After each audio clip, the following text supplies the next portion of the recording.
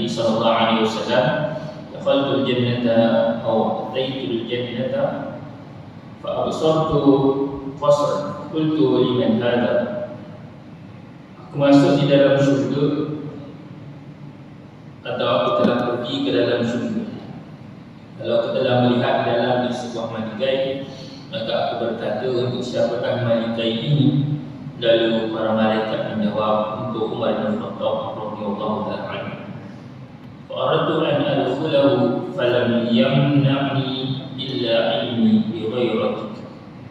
Aku ingin untuk memasukinya, namun tiadalah yang menghalangku melainkan aku mengetahui akan cemburunya engkau. Ini Nabi berkata kepada Sayyidina Umar bin Khattab radhiyallahu ta'ala anhu. Lalu jawab Sayyidina Umar, "Ya Rasulullah, demi ayahku, engkau dan ibuku, wahai Nabi Allah, atau kepada engkau lah aku cemburu." Dalam Sahih Bukhari, Sahih Abi Syaibah. Di dalam satu riwayat, Sayyidina Umar radhiyallahu ta'ala anhu menangis terdesak-desak apabila mendengar jawaban baginda sallallahu alaihi wasallam. Jadi Nabi nak cerita bahawa Sayyidina Umar ini tuan maligahnya di dalam syurga telah pun tersedia menanti Sayyidina Umar bin Khattab radhiyallahu ta'ala anhu. Kisah yang seterusnya, asalnya marah, lalu sapu dipijak kerana kasihkan Nabi sallallahu alaihi wasallam. Diriwayatkan dari Sayyidina Abdullah bin Abbas radhiyallahu ta'ala anhu beliau berkata, adalah Sayyidina Abbas radhiyallahu ta'ala anhu, ini bapa saudara Nabi. Abbas ni ayah kepada Sayyidina Abdullah bin Abbas. Jadi Sayyidina Abbas, pakcik Nabi, beriman dengan Nabi dan juga anaknya Sayyidina Abdullah. Jadi kalau kita baca nama Sayyidina Abdullah bin Abbas, Ibn Abbas, kita baca dengan radhiyallahu anhu, Allah meridai keduanya. Jadi Sayyidina Abbas menceritakan tentang nizam, ini pancung khas. Dia ingin diubah kedudukannya mengikut pandangan Sayyidina Umar bin Khattab radhiyallahu ta'ala anhu pada zaman Sayyidina Umar menjadi khalifah. Ketika itu Sayyidina Umar memakai pakaian yang pada hari Jumaat. Jadi dia ada pakaian khusus pada hari Jumaat, pakaian yang putih. Dan Sayyidina Abbas sedang membeli 2 ekor ayam ketika itu. Apabila nizam ini pancung emas telah dipasang, beliau membuangkan air dari darah ayam yang disebut tadi, lalu darah itu mengena pakaian Sayyidina Umar radhiyallahu ta'ala anhu. Lalu Sayyidina Umar marah dan mengarahkan agar nizam itu dibuang, pancung emas itu dibuang. Kemudian Sayyidina Umar pulang dan menyaring pakaian yang lain. Kemudian beliau mengimamkan solat kepada para sahabat. Maka datanglah Sayyidina Abbas radhiyallahu ta'ala anhu bertemu dengan Sayyidina Umar dengan berkata. Jadi asalnya dia marah dan dia minta supaya pancung emas tadi dibuang. So ditukar tempatnya.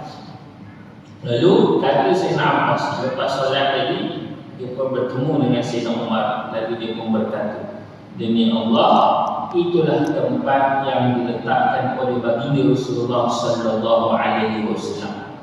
Dia beri penegasan kepada Sayyidina Umar, khalifah itu, bahawa pancung emas itu adalah yang telah tempat itu Nabi sendiri yang letak pancung emas. Jadi dia nak bagi isyarat bahawa dia tidak akan sekali-kali mengalihkan kedudukan tempat yang penuh berkat yang mendapat sentuhan daripada Nabi SAW itu. Lalu kata Sayyidina Umar, dia mendengar jawapan Sayyidina Abbas ini. Lalu dia pun berkata kepada Sayyidina Abbas, jika begitu, aku berazam agar engkau memijak ke belakang, sehinggalah engkau meletakkannya di tempat yang telah diletakkan oleh baginda Rasulullah sallallahu alaihi wasallam. Jadi nak cerita, dia nak denda diri dia ikut. Dan kenapa kurang adabnya dengan tempat yang pernah diziarah ataupun diziarah, pernah ada di asal-asal kesan-kesan Nabi sallallahu alaihi wasallam. Jadi apa pengajaran dituan Sayyidina Umar ini menghukum diri kerana merasakan tidak beradab dengan tempat yang pernah diletakkan oleh baginda sallallahu alaihi wasallam. Jadi sebab apa dia boleh jadi macam tu? Kerana pun tak lain tak bukan kerana cinta dia yang tinggi mendalam terhadap baginda Rasulullah sallallahu alaihi wasallam. Sebab itu hari ini orang menentukan dalam menuntut ilmu ni al-adab qabla al-ilm. Adablah dulu sebelum ilmu. Kan sebab apa guna hari ini tuan-tuan kita membicarakan perihal adab, akhlak, apa lagi? Ataupun tata kelola. Jadi semua ni tuan-tuan berkaitan dengan adab. Bahkan Prof. Al-Atas tuan-tuan, Saudara Syekh Muhammad Al-Atas Radhiyallahu Ta'ala, beliau menyatakan kita hari ini tuan-tuan loss of adab, hilangnya adab. Kadang-kadang mengaji sampai tinggi juga, tinggi tak turun-turun. Maksud dia apa? Dia punya pengajian tu PhD. Bukan kata kita MC pada PhD. Dia mengaji punya tinggi tuan-tuan, tetapi tidak beradab. Salah satu contohnya tu tuan-tuan belak bercakap lagi, tuan-tuan tahu kita boleh kata macam boleh Imam Syafi'i. Ini contohlah contoh. Ini kata apa? Tidak ada adab. The loss of adab. Orang mengaji tinggi juga, tetapi bagaimana ilmu kan dia mampu mendidik seseorang itu menjadi seorang yang beradab dalam kehidupan rumah tangga. Adab dia kita sebagai seorang anak kepada ibu ayah, adab kita sebagai seorang ibu dan ayah. Apalagi adab kita sebagai penuntut ilmu, adab kita sebagai hidup berjiran. Ini semua adalah adab yang perlu kita lakukan. Dia tidak boleh berpisah, betul tak? Tuan-tuan, adab kita dengan alam sekitar, dengan binatang-binatang dan sebagainya. Ini semua berkaitan dengan akhlak yang telah ditunjukkan oleh baginda Rasulullah sallallahu alaihi wasallam. Baik. Kemudian kisah yang seterusnya tetap mengikuti arahan baginda walaupun marah pada awalnya.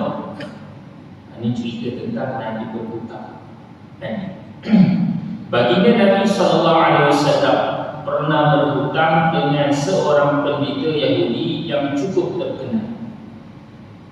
Pendeta ni kalau ni ulama. Jadi pada satu hari pendeta Yahudi yang bernama Zaid bin Sa'ad ini datang untuk menguji baginda Nabi sallallahu alaihi wasallam. Iaitu beliau ingin menuntut hutang 2 atau 3 hari lebih awal daripada waktu yang sepatutnya. Jadi Zaid bin Sa'ad dituntut. Ini pendeta Yahudi. Maksud pendeta ni tuan-tuan, mereka membaca kitab. Mereka berpegang dengan kitab yang terdahulu. Sebab kebanyakan kitab-kitab agama yang terdahulu yang datang turun daripada langit, kebanyakan menceritakan, mensifatkan ciri-ciri Nabi akhir zaman. Baik itu orang Yahudi, mereka menanti-nanti kedatangan Nabi akhir zaman. Cuma Nabi akhir zaman itu datang bukan daripada keturunan Nabi Israel sahaja. Dan akhirnya mereka memusuhi Nabi sallallahu alaihi wasallam. Jadi pendeta ni orang yang belajar kitab, berpegang dengan kitab.